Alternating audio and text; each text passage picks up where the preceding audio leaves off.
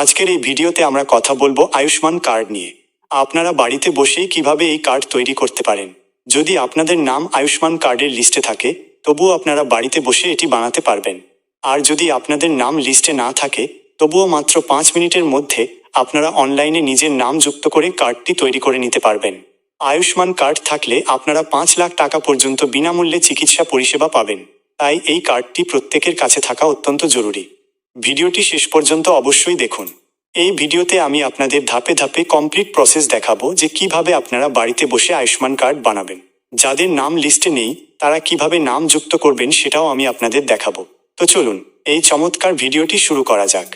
ভিডিওর নিচে ডেসক্রিপশন বক্সে আপনারা এই ওয়েবসাইটের লিংক পেয়ে যাবেন। সরাসরি সেই লিংকে ক্লিক করে এই পোর্টালে চলে আসবেন। এই ওয়েবসাইটের মাধ্যমেই আপনারা লিস্টে নাম যোগ করতে পারবেন। এই ওয়েবসাইটে আসার পর প্রথমে দুটো অপশন পাবেন। এর মধ্যে অ্যাপ্লিক্যান্ট অপশনে ক্লিক করতে হবে। এরপর স্ক্রিনে দেওয়া ক্যাপচা কোডটি পূরণ করবেন। স্কিম অপশনে গিয়ে প্রধানমন্ত্রী জন আরোগ্য যোজনা PMJAY সিলেক্ট করবেন এবং গ্রিভেন্স ক্যাটাগরিতে আদার অপশনটি ক্লিক করে ইয়েস করবেন। এরপর আপনার মোবাইল নম্বর দিয়ে ভেরিফাই করে সাবমিট করবেন। সাবমিট করার পর যে ব্যক্তির নাম লিস্টে যোগ করতে চান তার নাম টাইপ করুন। এখান থেকে আপনার রাজ্য স্টেট সিলেক্ট করুন। এখানে সব রাজ্যের নাম রয়েছে। আপনার ইমেল আইডি দিন এবং একাধিক মোবাইল নম্বর থাকলে সেটিও দিতে পারেন। এরপর গ্রিভেন্স টাইপ হিসেবে অ্যাডিং এ নিউ মেম্বার অপশনটি বেছে নিন। আপনার জেলার নাম সিলেক্ট করুন। যদি পুরনো কোনো PMJAY আইডি থাকে তবে সেটি দিতে পারেন, না থাকলেও কোনো সমস্যা নেই। এরপর অভিযোগ বা অনুরোধের বিস্তারিত বিবরণ বক্সে টাইপ করুন। এ বিষয়ে আমি ডেসক্রিপশনে টেক্সট দিয়ে দেব, আপনারা সেটি কপি করে পেস্ট করতে পারেন। সবশেষে সবথেকে গুরুত্বপূর্ণ হলো ডকুমেন্ট আপলোড করা। এর জন্য আপনার আধার কার্ড এবং রেশন কার্ডের PDF ফাইল বানিয়ে আপলোড করে দিন।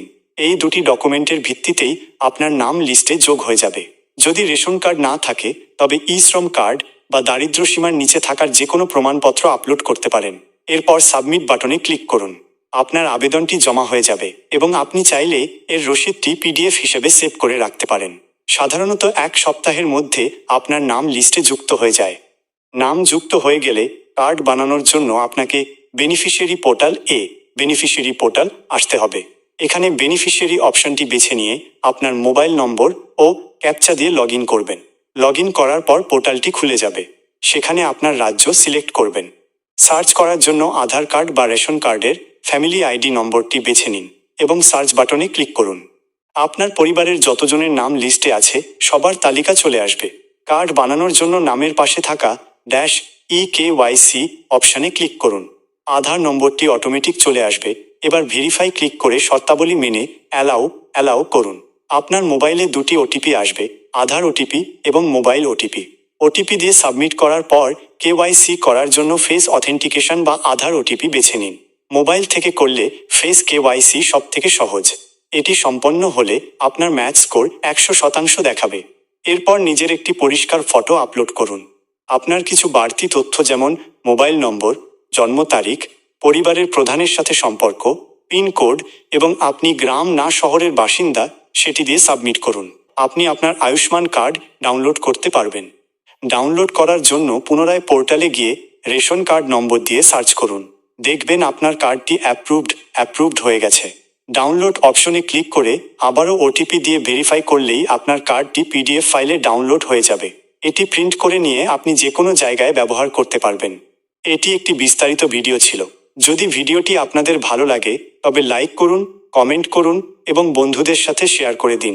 দেখা হবে পরবর্তী ভিডিওতে। ধন্যবাদ।